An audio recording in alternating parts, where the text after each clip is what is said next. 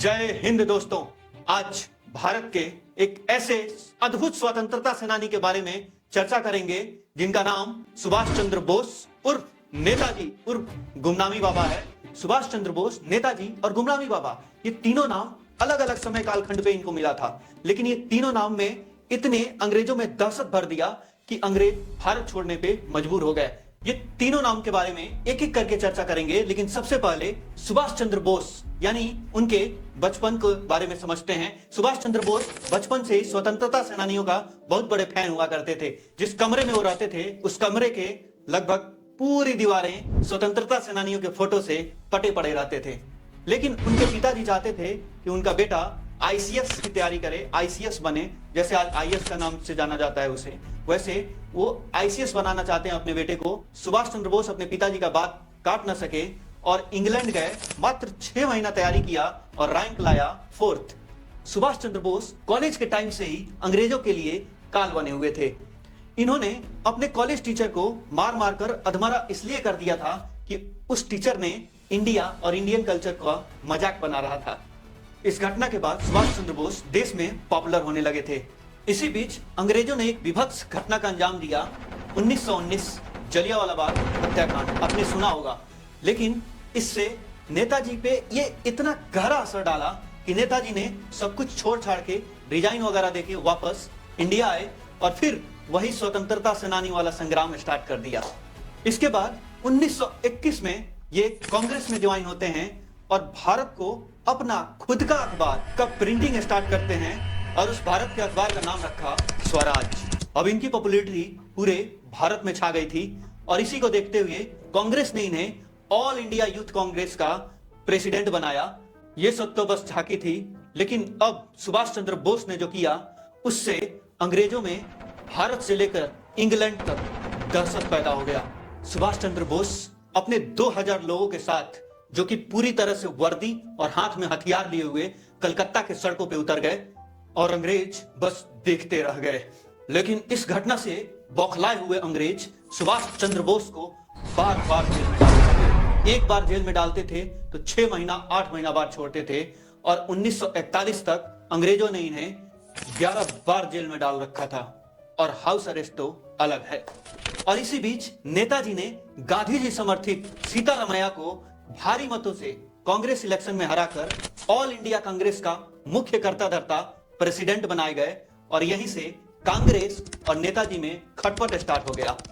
अब सुभाष चंद्र बोस एक तरफ अंग्रेजों के जेल अरेस्ट, हाउस अरेस्ट से परेशान थे, तो दूसरे तरफ कांग्रेस के बड़े नेताओं के मनमुटाव से परेशान रहने लगे। और इसीलिए नेताजी को जब भी लगता था कि हमारे मिशन में कोई रुकावट पैदा हो रही है तो जगह, लोग और काम करने का तरीका चेंज कर दिया करते थे। और फिर क्या, सुभाष चंद्र बोस भारत को कुछ समय के लिए छोड़े और अफगानिस्तान के रास्ते जर्मनी पहुंचे और जहां हिटलर ने सुभाष चंद्र बोस को नेताजी के नाम का उपाधि दिया। अब सुभाष चंद्र बोस के बाद यहां से स्टार्ट होता है नेताजी की पावरफुल जर्नी। अब यहाँ नेताजी का समझदारी का एक बहुत खास किस्सा है कि जब नेताजी हिटलर से मदद मांगने हिटलर के ऑफिस पहुंचे और फिर हिटलर नेताजी से मिलने भी आया और वहां पे बैठे सारे अधिकारी खड़े होकर हिटलर को सलामी देने लगे और नेताजी जिस कुर्सी पे बैठे थे उस कुर्सी से उठे भी नहीं। तो जब हिटलर ने नेताजी से पूछा कि बताइए क्या बात है, तो नेताजी ने बोला कि मुझे आपसे नहीं हिटलर से मिलना है। ऐसे ही दोबारा सेम इंसिडेंट हुआ, फिर दोबारा हिटलर का डिट्टो कॉपी आया और फिर वही नेताजी ने बोला कि आप समझते कि नहीं, मुझे हिटलर से ही मिलना है। फिर जो लोग हिटलर बन के नेताजी के पास मिलने आए थे वो रियल हिटलर के पास जाके ये सारे चीज बताए। तो हिटलर आया और नेताजी के कंधे पे हाथ रखा और बोला कि बताइए क्या बात है।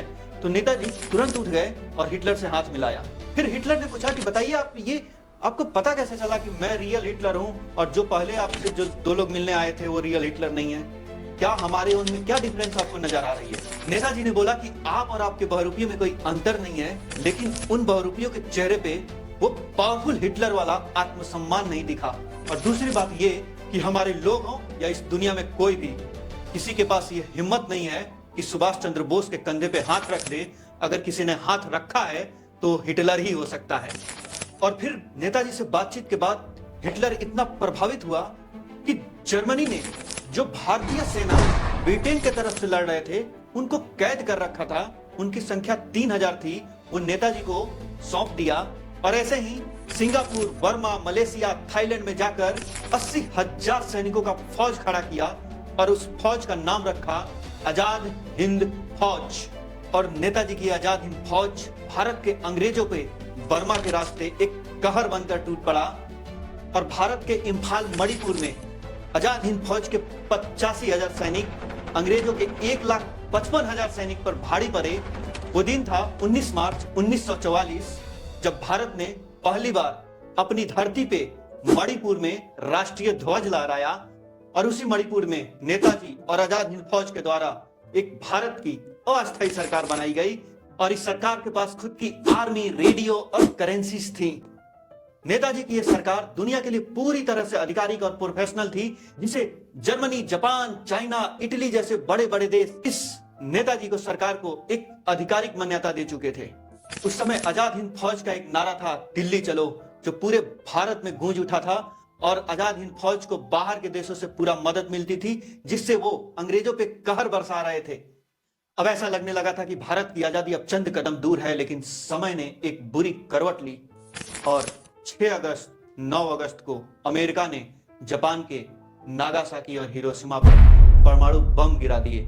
अंग्रेजों के बेटे अमेरिका या एलाइड फोर्सेस के सामने दुनिया के लगभग सारे देश इनके सामने आत्मसमर्पण कर दिए। अब एक तरफ तो अंग्रेजों का पावर आसमान छूने लगा था, तो दूसरी तरफ नेताजी आजाद हिंद फौज को हथियारों को सप्लाई न मिलने से वो कमजोर पड़ गई। दुनिया में चाहे जितनी भी भूचाल आई हो, लेकिन नेताजी तो नेताजी थे।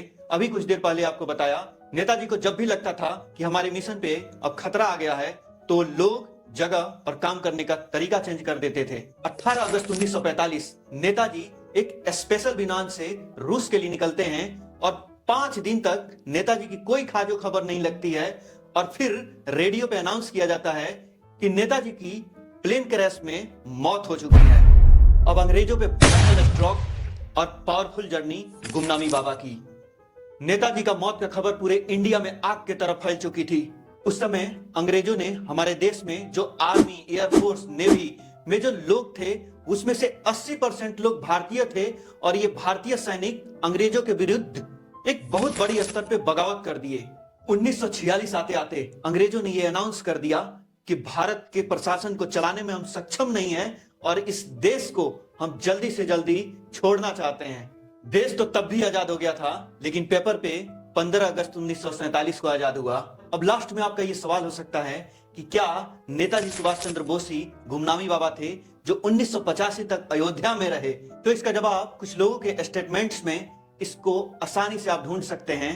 पहला, जब नेताजी की धर्मपत्नी एमिली से पूछा गया कि क्या नेताजी जिंदा हैं या मर गए हैं, तो एमिली ने जवाब न हाँ दिया था न ना दिया था, लेकिन उन्होंने एक बात बोला था कि कुछ लोगों का मरना जरूरी है कुछ लोगों को जिंदा करने के लिए। गांधी जी ने उस समय पत्रकारों से ये बोला था कि नेताजी का कोई भी दुर्घटना नहीं हुआ है किसी भी विमान दुर्घटना में। और दूसरी बात, हिंदू धर्म में जब भी कोई मृत्यु होती है तो श्राद्ध कर्म किया जाता है।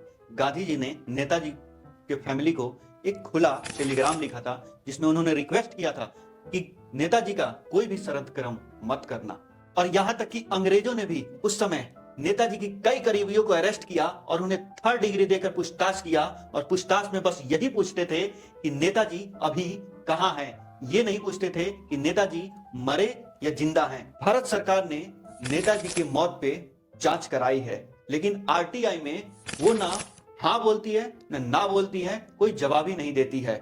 और आपको कहीं दूर जाने की जरूरत नहीं है, यूट्यूब पर ही कई ऐसे लोग मिल जाएंगे जो नेताजी के करीबी हैं और अयोध्या जाकर गुमनामी बाबा से मिले हैं और फिर बताए भी हैं कि मैं अयोध्या में नेताजी सुभाष चंद्र बोस यानी गुमनामी बाबा से मिला हूं और उनसे बात किया हूं और वो वही व्यक्ति हैं।